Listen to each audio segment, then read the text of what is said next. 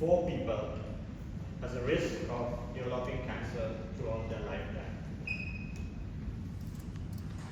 Obviously, there's more than 4 people in this room, which means that according to the statistic that I just shared, some of us here, the risk of being diagnosed with cancer in our lifetime. Acting Club President, fellow Toastmasters, and dear guests. Sorry to be blunt and ruin your day, but we have to face this reality. I don't mean to scare you, but if you think that this topic does not apply to you, specifically to you, you're wrong. And there's an uncomfortably high chance of myself getting that call from a doctor someday in the future. People I love already have. I have a cousin who was diagnosed with leukemia when he was just 3 years old. His parents actually brought him to Singapore for treatment. It was a difficult journey, but after a successful bone marrow transplant, he fully recovered. I was around 8 years old during that time, and as an 8-year-old, you could imagine that I don't think I really understood what cancer was or the gravity of that situation. But I still remember that there was this constant aura of dullness and worry in our family for those 2-3 years.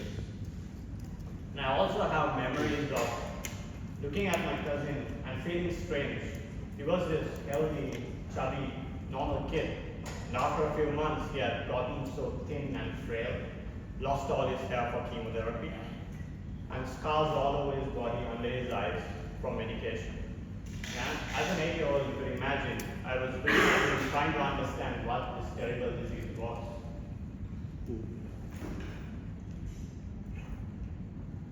So cancer is a major problem in our generation in a way that it wasn't for previous generations. Our grandparents and great-grandparents died of various different things, but we conquered each one of them by developments in vaccines, sanitation, and modern medicine. But cancer incidents and deaths have been increasing throughout the years, throughout every year since the 90s. This is largely due to modern lifestyle. So the question is, what can we do about this?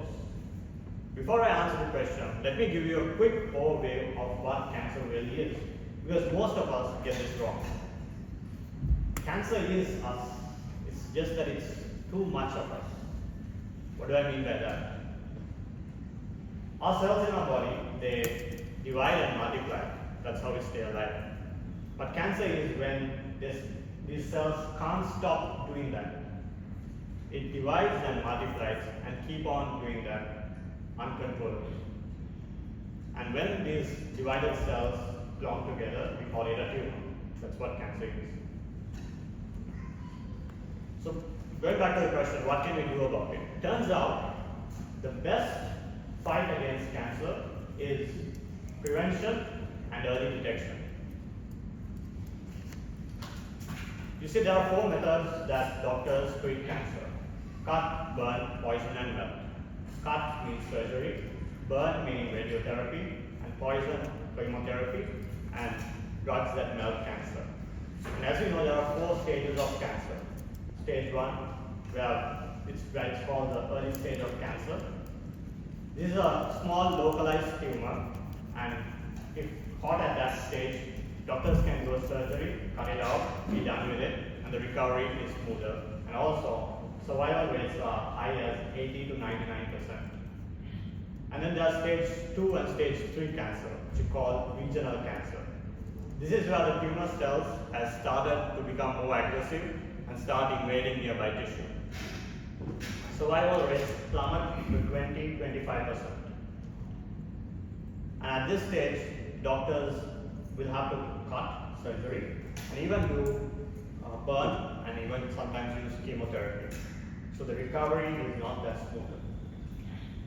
And then there's stage 4, or what we call late stage cancer. This is where we say that the cancer has started entering the bloodstream and spreading all throughout the body.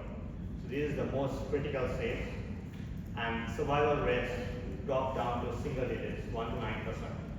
And on top of that, treatment costs are really high, and even treatments are successful, the quality of life and recovery is not that great. So this is the importance of early detection. It also means that awareness is more important. Awareness around preventive measures, or awareness around risk factors. Am I at risk? Are my loved ones at risk? Awareness around screening.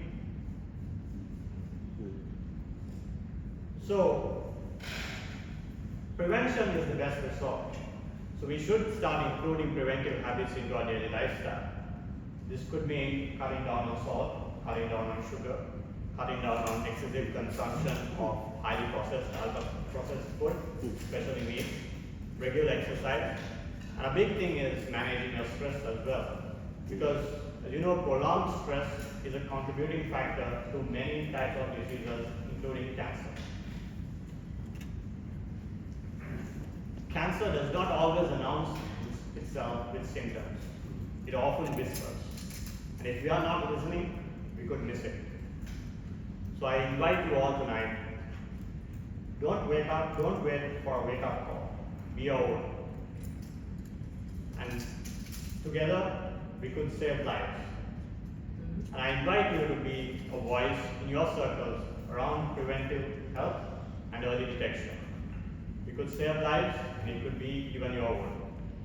Thank you.